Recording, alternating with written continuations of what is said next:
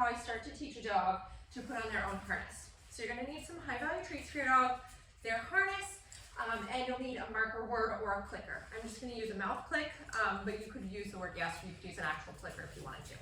So what I'm going to do to get started is I've got my harness here, and I'm going to have a couple treats in my hand. And I'm going to place this in front of my dog's face. This puppy has never done this before. Yes! And the moment she interacts with the harness, whether she looks at it or she puts her face through it, I'm going to say yes or click. I said I was going to do a mouth click and I gave a yes, so I'll stick to that. And then I'm going to feed her. So what it'll look like, search. Put my harness out. She comes back. And we'll see if she interacts with it. If she just kind of ignores it, which she may, that's okay. Yes! She touched it, so I yes and treat, search. And I'm just sending her away to give her a little bit of a break because sometimes this stuff is, yes, boring for Miss Peach. Search. It also gives her a chance to come back and interact. Yes! Good girl. Search.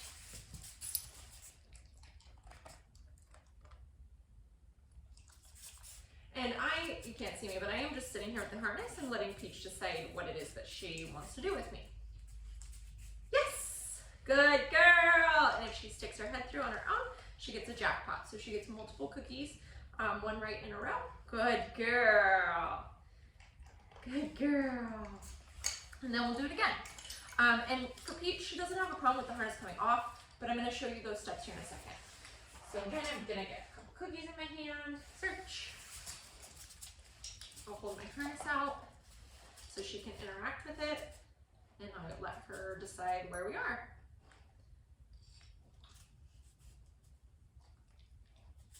Those are leaves, Miss Peach. Why now?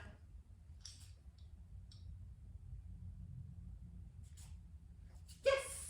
Good girl. And you can't see because her little tail's in the way, but I'm feeding her through here. When she just kind of interacts with it, I'm just putting my hand through and feeding her here so that it draws her in. Yes! Good girl. Search. So I'll send her away. Let's see if I can get her over her head through. Yes! Good girl. Good girl. Good girl. Search. So I'll send her away. And I'm setting this up so it's an easy target for her head so that the loop is just nice and open for her.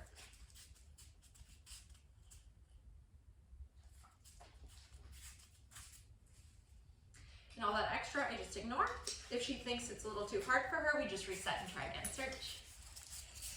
Some dogs catch on quicker than others. Some dogs need a little bit extra.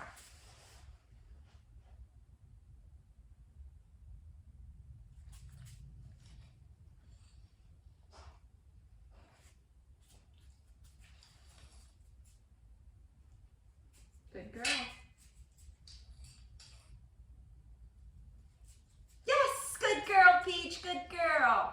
Right, so you see she did that perfectly. I'm just kind of waiting and then heavily rewarding what she offers that I really like, which is putting her head through that harness. Good girl. So now once I've got the harness on my dog, I'm going to teach my dog that moving all of this is a good thing. So with this harness, I would start by reaching underneath her, pulling this up, yes. Right, moving it up here on her side, yes. Giving her cookies, yes. I like to be a little weird and not really make sense to the dog because if you have a hairy dog or a dog who's kind of wiggly in the beginning, I'm not going to be efficient or quick to buckle this up. With my Aussies, buckling sometimes is a challenge because they've got some hair and I can't find the buckles. So I get the dog used to all this weirdness happening. Yes, good girl.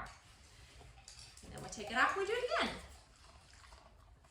Now shaping this way can be a little bit slower process than something like luring, which we'll talk about in a second.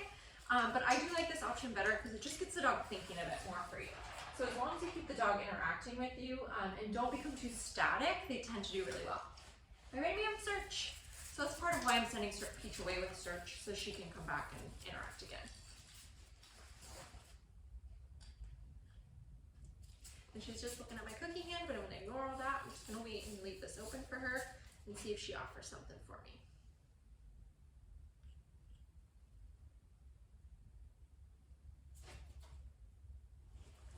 That was pretty good. You're closer. Yes, good girl, Peach, good girl.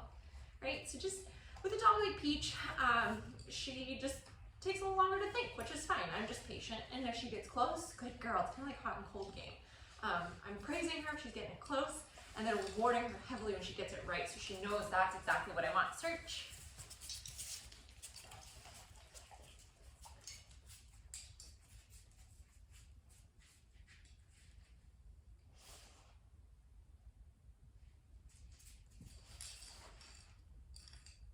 Thinking, thinking, thinking.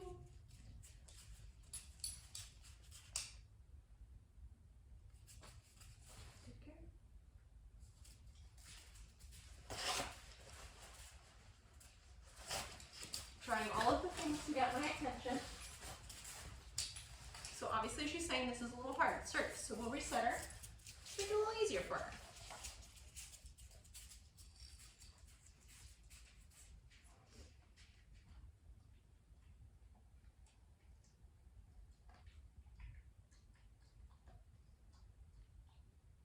Are you ready? Yes! And just put this in front of her face. See if she'll offer. You can also change your reward placement. So if you put this here, and I put my hand here, yes! She's more likely to go through. It's a little bit more alluring than having a dog offer it, but for certain dogs, it tends to help a little bit. Good girl. All right, Peachy, let's go take a potty break, and then we'll be back. So if your dog gets a bit stuck with food in your hand, just leave it in a bowl nearby, and make sure they can't get it if they don't know it's your choice, and you're gonna just mark and then pull out one cookie at a time. Yes. And reward placement matters. So instead of bringing this cookie and going yes and feeding over here away from the harness, just feed with your hand going through the harness head hole. Ready, girly? Okay. Search. I'm gonna send her away so she can come back. Yes! And she's just gonna get cookies for touching it in the beginning, just as a reminder since we took a little break. Search.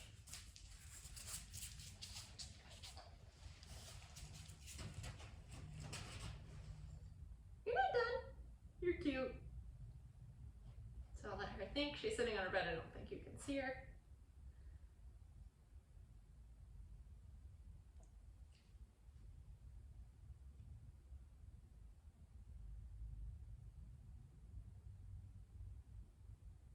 My brain is working very hard. Are you ready? Come here. Yes! Good girl. Good girl. Search. Helping her a little bit. She felt a bit stuck, which is fine. She's puppy. Yes! Good girl, Peach! Good girl. Search.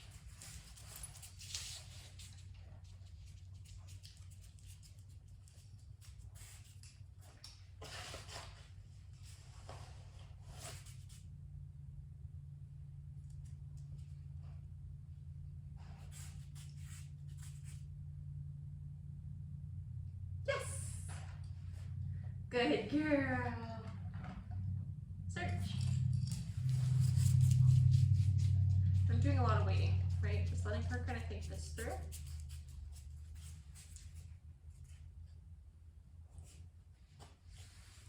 Yes! Good girl. And she's getting all her cookies with her head through here. Search.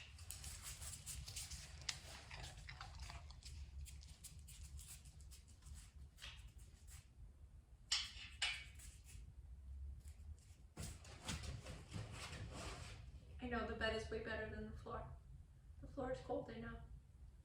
Are you ready? Come on. Yes! Good girl, Peach! Good girl. And she get a jackpot for that one. She stuck her nose all the way through. Good girl. Search.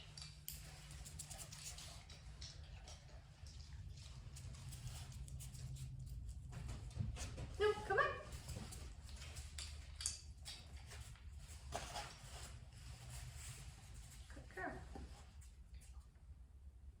Yes, good girl. Good girl, Peach. All right, we're gonna take a break from that part, but that's how you do the shaping process, right? It's a little bit slower, take breaks, let the dog think, but don't become too boring or static. Now, another option you have, you can lure your dog. So, I would have a couple cookies in your hand that your dog really likes. What you're gonna do, come here, Peachy, and back up a little bit. You're gonna put your hand through the head hole, right? And you're just gonna feed your dog as you put this on. Now for a dog who's really afraid of a harness or things going over their head or even hands coming over their head, doing the luring option, your treats have to be fantastic. If they're not good enough, your dog is going to be worried and try to get away or become stressed out, potentially snap or growl or bite at you as well. So just be mindful that the luring is gonna be for your dogs who are just a little bit unsure, and your food has to be really, really, really, really good. So again, what I would do is just have some cookies in my hand and lure her head through and put it on. Then as you go, if you've got enough coordination, you can reach in and start feeding as you buckled this, right? So I would buckle this. Good girl. And feed. And I would buckle if I can get it. Good girl. You're bigger than I thought you were. Without pinching her. Good girl. And feed her. Good girl. And then taking off, I would unbuckle and feed. And I would lift this up a little bit, feed, up a little bit more, feed. Again, I kind of fumble with stuff because again, it's gonna catch on their collar or be kind of weird. So just want my dog getting lots of reinforcement as I do all this weird stuff.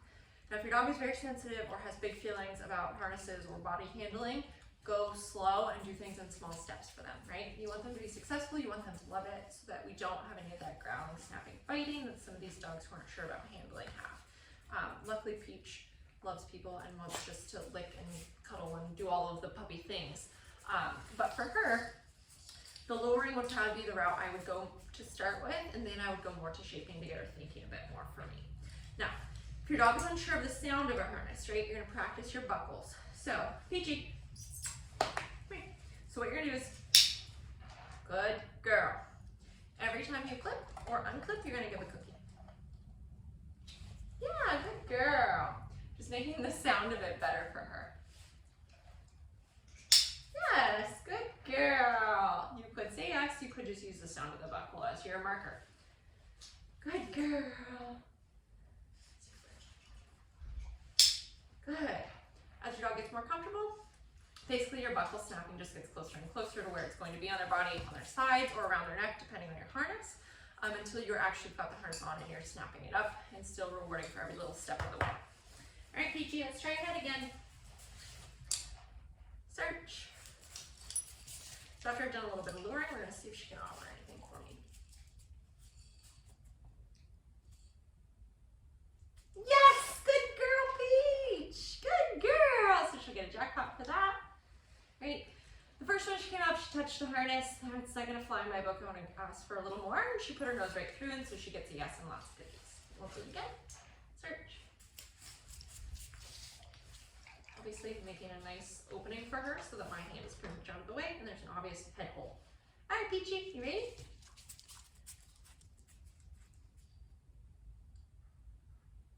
Letting her think if this is worth her time. The big dogs are in there distracting her. Peach! Good girl. Let's see what she'll offer. We're going. I know this is very boring training. I know it is. So again, for her, right, she leaves a lot. She's really distracted. You can't see behind us, but Nellie is staring at us, so I'm not surprised she's distracted. So for a dog like her, with a shorter attention span than some other dogs, I would probably do more luring with her first and then go to my shaping, or keep my shaping so short, like she gets it right about 3 times and then we're done. Because I don't want her to check out, but for the sake of this video, to kind of show you some options, she's gonna check out on me a little bit. Peach, are you ready? Here you go. Everything's very fun in here. Hey, Peach. Oh, we found a toy. Oh, that's lovely. I'm so glad you found that. Good girl. So just go back to luring a bit for her to keep her engaged and get her lots of rewards. And keeping things really short for her is going to be important. So your dog may be one who loves shaping games like my Australian Shepherds do, where if I bring them out here, they're just going to stick their heads right through this thing and have no problem. However, with Peach, attention span's a bit shorter. It's not really her jam. She's like, okay, fine, I'll do some stuff with you. So they make things really easy for her and keep it really short. If your dog is hesitant with handling or anything like that, break it down into tiny pieces, right? So you don't necessarily even have to touch the dog. Just have this thing out here. They look at it, yes, and feed. Look at it, yes, and feed. Or you go to reach for them, but you don't touch them, so you're close to their face. Yes, and feed that a few times. They just get used to all these small bits that make up our big behavior. So if you have any questions on how to teach this, let me know.